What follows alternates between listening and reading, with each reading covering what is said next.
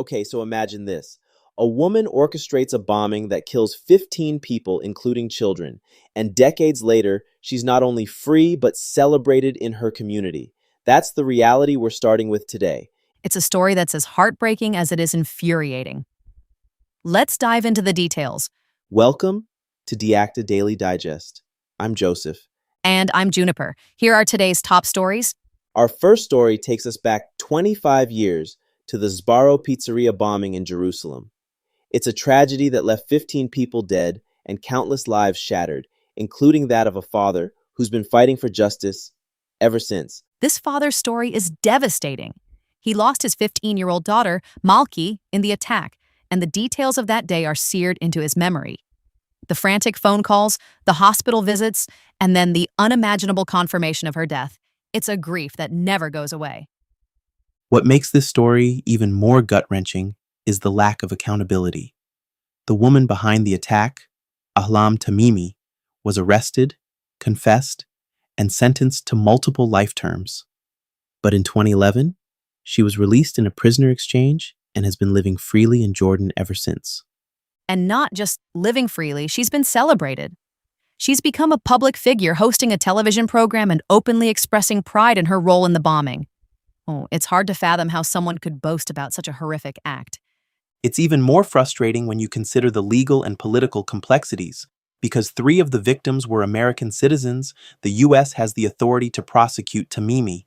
An indictment was filed in 2013 and unsealed in 2017, but Jordan has refused to extradite her, citing a technical objection to the treaty. That objection, though, isn't widely accepted outside of Jordan. U.S. officials maintain that the extradition treaty is still valid. But despite significant financial aid to Jordan, over $1 billion annually, there hasn't been enough pressure to ensure her extradition. And that's the crux of the father's frustration. He feels betrayed, not just by Jordan, but by the lack of sustained action from the U.S. He's been advocating for years, urging leaders to use diplomatic, financial, and legal tools to bring Tamimi to justice. What's striking is how this fight for justice has become his life's mission.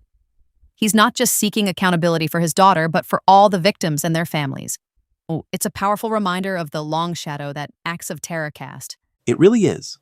And as the 25th anniversary of the bombing approaches, he's calling on Americans to demand action from their leaders.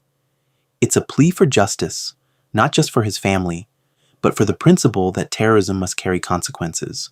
Moving on to something lighter but equally inspiring, let's talk about the USA Women's Over 65 Masters field hockey team. They're heading to Belgium for the 2026 World Cup, and their stories are nothing short of extraordinary. This is such a feel-good story. These women are proving that age is just a number when it comes to pursuing your passions. They're competing at an international level, and their journey is filled with perseverance and joy. Take Josie Worthington, for example. She's been playing field hockey since elementary school, and now, at over 65, she's representing the U.S. on an international stage. She describes the experience as surreal and deeply meaningful. And then there's Pam Sherry, the team's goalkeeper.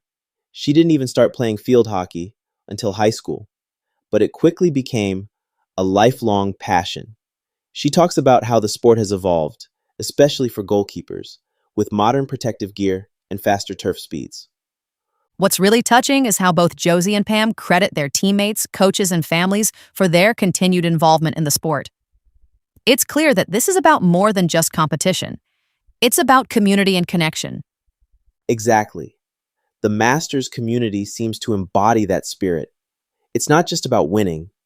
It's about the friendships, the shared love of the game, and the joy of staying active and engaged. These women are role models for anyone hesitant to try something new or return to an old passion. Their schedule in Belgium is packed. They're facing tough opponents like the Netherlands, Argentina, and England before moving on to the semifinals and finals.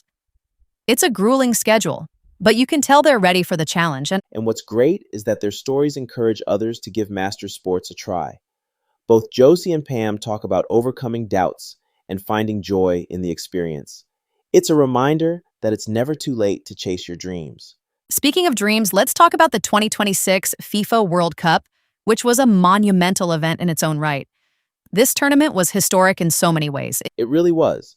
This was the first World Cup to feature 48 teams in 104 matches spanning three countries, the US, Mexico, and Canada.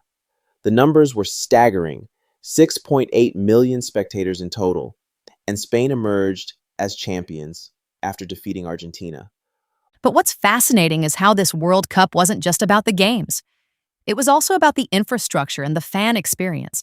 Populous, the architectural firm behind the project, focused on retrofitting existing stadiums rather than building new ones.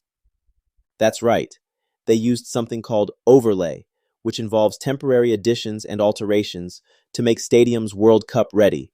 This included everything from installing new turf to creating wayfinding signage and sponsor areas. One of the more visible changes was the conversion of artificial turf fields to natural grass. That's no small feat. It required layered drainage systems and specially developed turf varieties. And then there were the fan experiences like in Kansas City. Populous worked with local organizers to create a unified experience, from airport signage to the FIFA Fan Festival. They even incorporated local culture like barbecue and a Sonic ID by Tekken 9. The KC Heart Gateway was a standout feature. This 65-foot red heart became a community focal point, with people celebrating everything from military promotions to marriage proposals beneath it. It's amazing how much thought went into creating a sense of place and community. And it's not just about the event itself, it's about the legacy it leaves behind. Exactly. Populous sees this World Cup as a passing of the torch, from the 1994 tournament to 2026. The expansion of teams and venues reflects the growth of soccer in North America. From justice and resilience to passion and legacy, today's stories remind us of the power of human determination. They really do. Whether it's a father fighting for accountability, athletes proving age is no barrier, or architects reshaping the world stage, these stories inspire us to keep pushing forward. And with that, we'll wrap up for today. Thanks for tuning in, and we'll see you next time. Take care, everyone.